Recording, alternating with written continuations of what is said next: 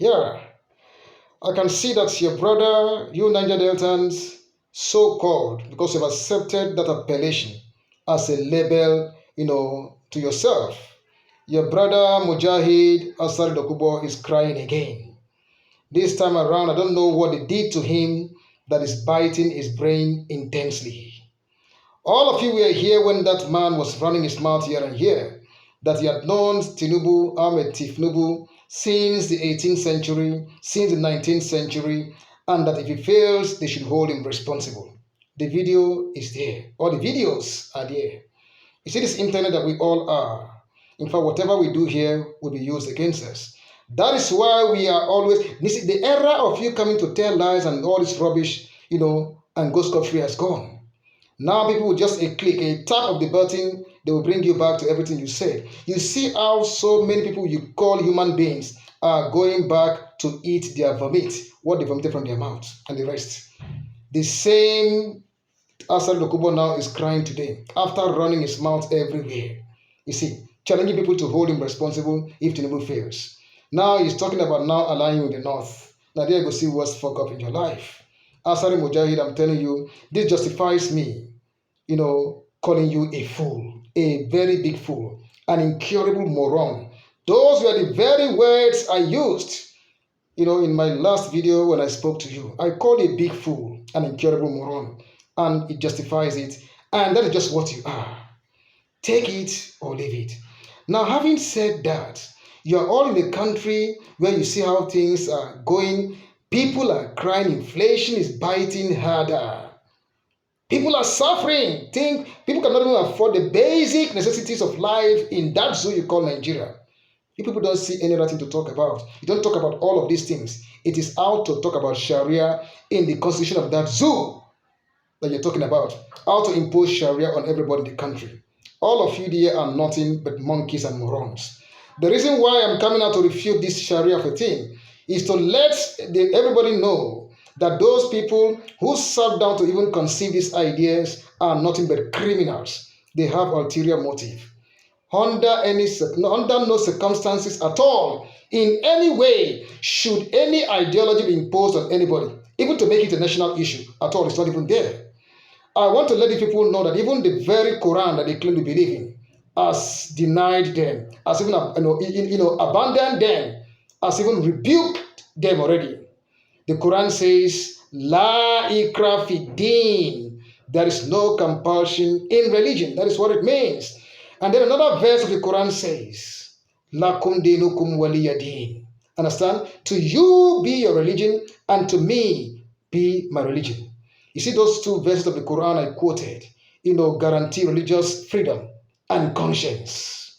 And even the very constitution you people are talking about, you have in that zoo, at least section 38 of the 1999 Constitution of the Federal Republic of the Zoo, as amended, has also debunked that. If these guys are learned or they actually know what they are doing, under no circumstances should such issue even arise in a country at all for any reason.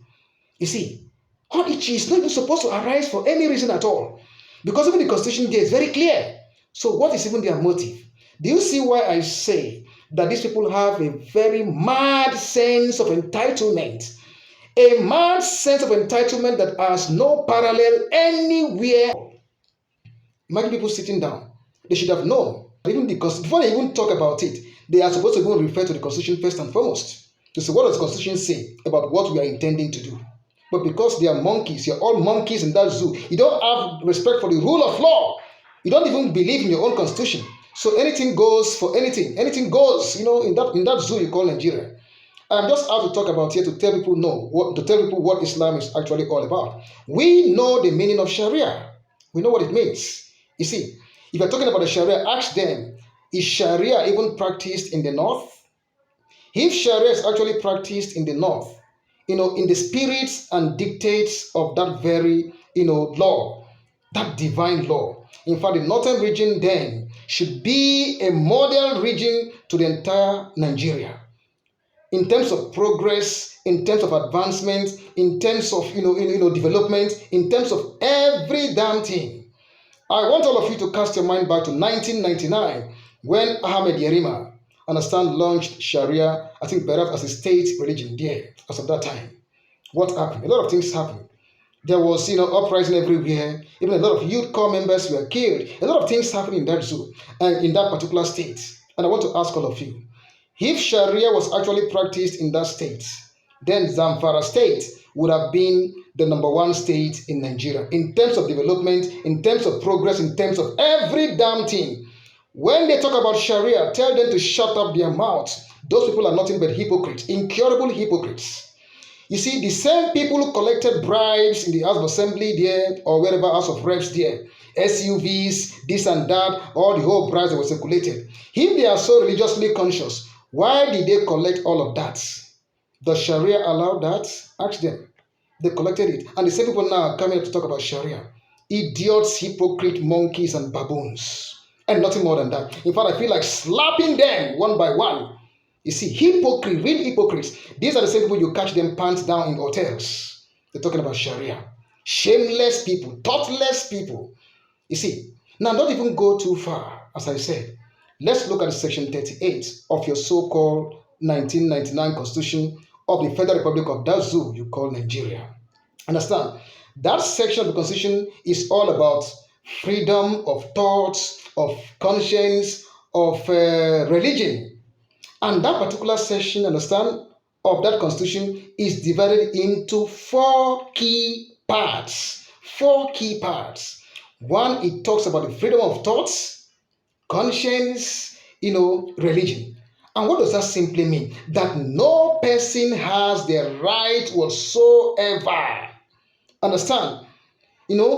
Or everybody has the right to freedom of thought, conscience, and religion. And even you have the right, you see, to change your religion, either from Islam to Christianity, from Christianity to Islam, and nothing should happen to you. Under no guise should anybody impose religious thinking or whatever on you. Those guys are nothing but criminals. They are idiots. They are thieves. You see, these people, when they have ulterior motive, when they have an intention, a particularly political intention, they whip up religious sentiment in order to hoodwink their people, understand? To thinking and believing that, these people are religiously inclined. They are people we could trust. We could rely on them. They have our interests at heart and blah, blah, blah. Let me tell you one thing. By the time they are able to hoodwink the masses to supporting them in their selfish political ambition, when they get into that office or they occupy that office, they will abandon those people. In fact, you'll be thinking that, is this Mr. this and that and that and that who was once saying this and that? That is just how they are. It's as simple as that. Take your time, observe them very well. Those guys have ulterior motive. You see, that's why they came up with that particular idea and that kind of rubbish. That's the fact about it. Number 2 of that section is talking about no forced religious instruction.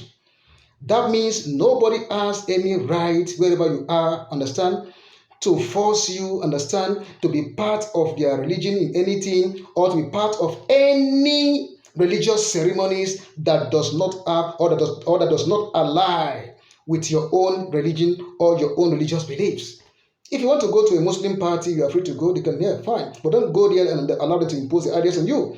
And a Muslim can come to your own party. You have no right to impose your idea on him. That's the fact about it. Lakum dinukum waliya din. Believe your own, I believe my own. What's the fact about it? That's just how life is. That's just how life should be. And then again, religious communities' rights. That means religious communities have their rights. Understand? To practice their religion wherever they are. In their educational institution and whatsoever, wherever they are. If as a Christian you are in the North School, understand, you have the right in that same institution, they understand, to practice your religion and all of that. This is just nothing but the fact. And another thing again is that same section, they understand, prohibits secret societies, that nobody is allowed to form or to participate or to promote any secret society in anywhere at all. This is what the Constitution there guarantees. But because anybody can wake up there in that zoo and then say whatever rubbish, understand, everybody goes for it, understand. So that is just nothing but nonsense. Please go and tell those guys who are bringing that idea that they are nothing but criminals. They are hypocrites, real thoroughbred hypocrites. Quote me anywhere. Tell them I said that. They are nothing but criminals and hypocrites. That's the fact about it. No imposition of religion on anybody. It's